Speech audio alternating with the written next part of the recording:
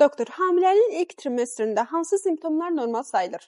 Hamiləliyin ilk ayları bir çox qadın üçün həm həyəcanlı, həm də bir qədər çətin keçir.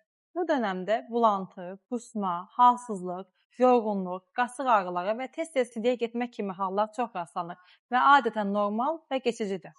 Qidalanma və vitaminlərə nə vaxt başlamaq lazımdır? Hamiləliyin sağlam inkişafı üçün düzgün qidalanma və vitaminlər vacibdir. Ən önəmlisi də fol turşusudur. Fol turşusunu hamiləliyin 12-ci həftəyə qədər qəbul edilməlidir. Həmçinin D vitamini çatışmazlıq varsa da əlavə oluna bilər. Bu dövrdə düzgün qidalanmaq, kifayət qədər su içmək, çiy və yaxşı bitməmiş ət məhsulları, yaxşı yuyulmamış meyvə-tərəvəzdən uzaq durmaq məsləhətdir. Bəs bu dövrdə hansı analizlər vacibdir? Hamiləliyin ilk trimestri qan və sidik analizləri, qan qrupu və rezus uyğunsuzluğu yoxlanılmalı, həmçinin hepatit, HIV, siflis və toz kimi infeksiyalara baxılmalıdır.